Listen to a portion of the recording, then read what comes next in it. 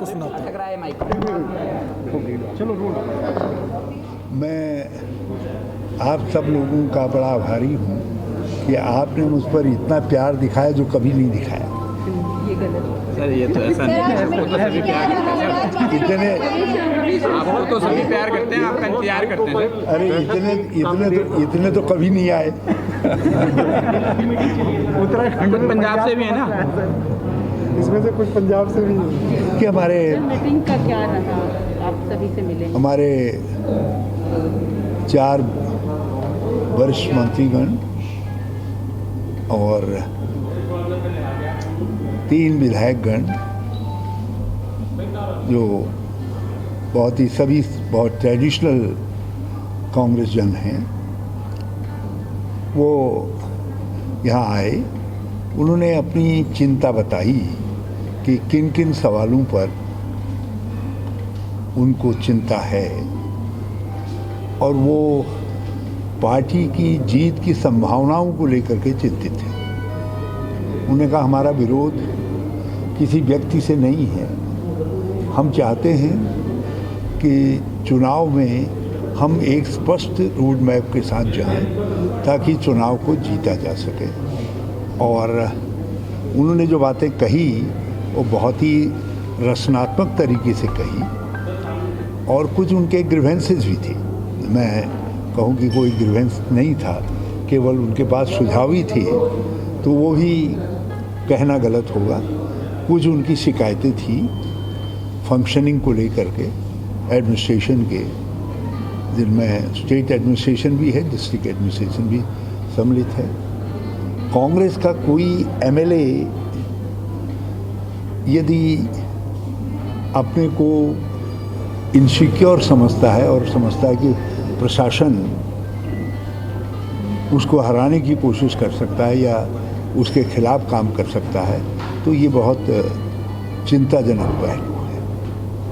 और मैंने पहले भी कुछ शिकायतें आई थी, संबंधित व्यक्ति से और लोगों से मैंने बात की थी और मैं चाहता हूँ कि इस बिंदु से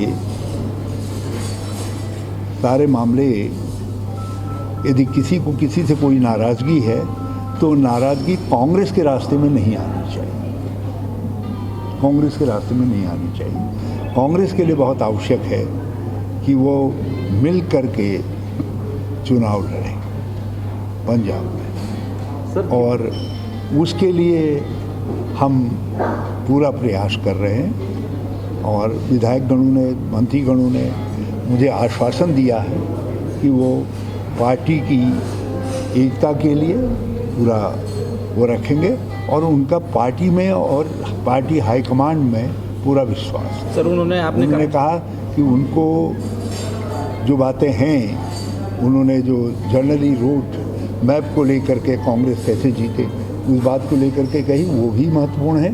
और जो उन्होंने ग्रीवेंसेस बताए, जो और सवाल उठाए, वो भी महत्वपूर्ण हैं। ये शो करता है कि उनको वो पार्टी के जो सेटअप है, जो ढांचा है, उस ढांचे के अंदर वो चाहते हैं कि भाई सब लोग अपने तरीके से ठीक से काम कर सकें। अब आगे क्या है? और मैंने उनसे कहा है कि मैं कंसर्न लोगों से बात करूंगा और यदि आवश्यकता पड़ी तो मैं पार्टी लीडरशिप की भी मदद लूँगा ताकि ये सब मामले रिजॉल्व हो सकें, बातें आगे ना आए। नहीं सर, जो नाराजगी हमने थी, बड़ी मेहनत से पंजाब में एक आशा का वातावरण पैदा किया और मैं सब पंजाब कांग्रेस के लोगों से प्रार्थना करना चाहता हूँ वो आशा और विश्वास के वातावरण को कोई खंडित न करे। और वो कितना ही बड़ा आदमी क्यों न हो, यदि वो खंडित कर रहा है तो वो कांग्रेस के हित में नहीं है। सर आपको लगता है इस सब चीज़ों से कांग्रेस को जो है वो पंजाब में काफ़ी नुकसान हो सकता है आने वाले समय में? और जो आपकी बैठक हुई है, जो नाराज़गियाँ थी, वो नाराज़गियाँ कहीं तक दूर हो पाएंगी? देखिए, ये जो लोग हैं ये सब खांटी के कांग्रेस के लोग हैं, इनमें ट्रेडिशनल कांग्रेस फैमिलीज़ के लोग हैं, तो इनके ये जानते हैं इनके किस कदम से पार्टी को फ़ायदा हो सकता है, किस कदम से नुकसान हो सकता है। मुझे इन लोगों पर पूरा भरोसा है और मैं समझता हूँ यदि कहीं थोड़ा डैमेज हुआ भी होगा तो उसकी पूर्ति का रास्ता भी इन्हीं विधायक गणों से निकलेगा। यानी कि मंत्रीगणों से निकलेगा। मंत्रियों की अपनी ही मुख्यमंत्री और अपनी ही सरकार से नाराजगी है। होता है, कभी कभी होता है सर ऐसे क्या हालात है कि लोगों को यहाँ से खाना पड़ा? ये संभव है। नहीं, यहाँ तो इसलिए आए, वो मुझको जाना चाहिए था, मैं नहीं गया तो उन्होंने कहा हम आ जाते हैं, तुम क्यों हम। हाँ, ये उनके अपने विश्वास की बात थी, नहीं तो यदि मुझसे कहते तो मैं भी जाता वहाँ। अब जाएंगे आप? सर अभी क्या दिल्ली भी जाएंगे आप सब लोग इनके साथ में? अभी हाँ, मैं संभवतः जो है 1-2 दिन के अंदर दिल्ली भी जाऊँगा। राव जी बताया जा रहा है कि कुछ विधायक इन परिस्थितियों पर मैं सीनियर लीडरशिप के सामने भी बातों में रखना चाहूँगा।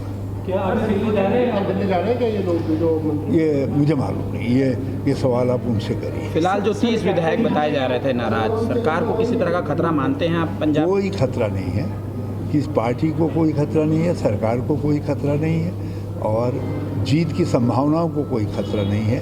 इन्हीं लोगों से आगे जीत की संभावनाएं निकलेंगी और जो भी समाधान उचित होगा वो समाधान किया जाए। सर आपने जो है सिद्धू जी और कैप्टन के बीच में सुलह कराई थी, उस समय ये लग रहा था कि अब सब चीज़ें वहाँ ठीक हो गई हैं, फिर इतनी जल्दी ये दोबारा ये कैसे मसला सामने आ गया? जो बड़ा ऊंची वैरायटी का सीमेंट भी होता है वो भी कभी कभी जब होता है राजनीति के अंदर चीज़ें बदलती हैं। हमने उनमें एक साथ बिठा करके सारे पंजाब कांग्रेस को एक मंच पर ला करके जो काम सामान्य स्थितियों में असंभव लग रहा था उसको संभव किया, लेकिन ज़्यादा दिनों तक चीज़ें नहीं, उस परिस्थितियों में बदल गई तो उन बदली हुई हालत में भी समाधान निकाला जाए। जो नेता लोग आए हैं क्या इन्होंने सीएम चेंज की भी मांग की है सर? एक सेकंड, एक एक करके एक क्वेश्चन। जो लोग यहाँ आए हैं क्या उन्होंने सीएम चेंज की भी मांग की है सर? देखिए, मेरे और मेरे मंत्रीगण विधायक गणों के बीच में क्या बातचीत हुई है वो सब मीडिया के लिए नहीं या बाहर के लिए नहीं थी। जो बातें भी उन्होंने मुझसे कही हैं वो बातें महत्वपूर्ण हैं। मैंने कहा कि जिस तरीके से भी होगा हम दोनों प्रकार के सवालों का समाधान निकालें। जी, एक के करके नहीं तो इनकी बात आने दी।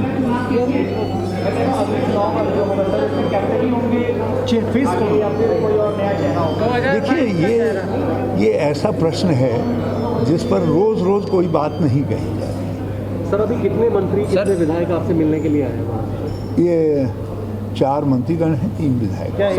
सर एक सवाल ये है, वो बहुत सारे लोग। सर एक सवाल ये है कि मनोबल का कब तक चलेगा? डिसिप्लिन की कोई सीमा कुछ है सर? कहाँ पे डिसिप्लिन माना जाएगा? क्या आपके घर में यदि कोई सदस्य नाराज होता है तो क्या घर तोड़ देते हैं?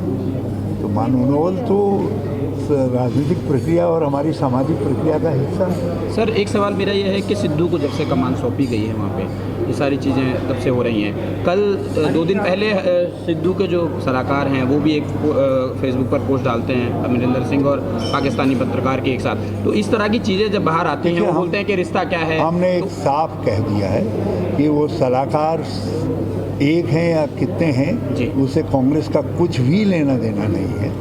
और यदि किसी सलाहकार की बात से कांग्रेस को नुकसान पहुंचता है और वो देश की भावना पर चोट करने वाली बात कहता है तो ऐसे व्यक्ति के खिलाफ उचित कार्रवाई की जाएगी।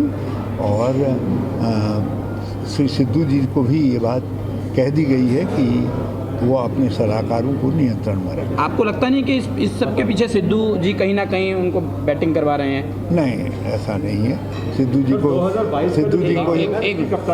जी को ये कह दिया गया है कि वो आपके सलाहकार हैं, आपको उनको नियंत्रण में रखें। सर 2022 का चुनाव होगा, कैप्टन की दुबई में ही होगा या क्लियर कर दीजिए? देखिए, मैंने कहा ना कि ये बात रोज़ रोज़ नहीं दोहराई जाती। ये कोई गायत्री मंत्र नहीं है जिसका पाठ सुबह आवश्यक है कि मैं रोज रोज कहूँ कि किसके नेतृत्व में लड़ा जाएगा, क्या न लड़ा जाएगा। तो एक बार और मनाने से मान गए हैं सब लोग, ऐसी आशा करें हम लोग?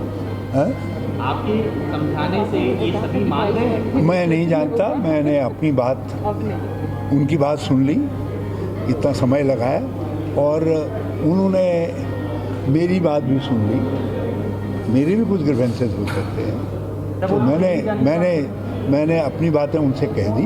अब वो क्या तय करते हैं ये उनको कैप्टन साहब से और मुझे पूरा विश्वास है कि वो मुझ पर अपना विश्वास बनाए रखें। ठीक है सर, क्या आप सर, कैप्टन सीएम साहब से से बात मिलने हुई है जाएंगे, आपकी? पंजाब सीएम से मिलने जाएंगे आप इनकी बस को लेकर? उसी बहन जी जब कहो मैं तो हाँ उत्ते नाल जान दी वास्ते हमेशा तैयार हूँ। सर, क्या कैप्टन साहब से कोई बात हुई है आज आपकी फोनिक वार्ता कोई हुई हो? हाँ, मैंने कैप्टन साहब से भी बात की है। मैंने उनको बताया कि उनके कोई मंत्रीगण विधायकगण मेरे पास मिलने आ रहे हैं। सर, बताया जा रहा है कि पंजाब कांग्रेस के कुछ विधायक दिल्ली में भी डेरा डाले हुए हैं।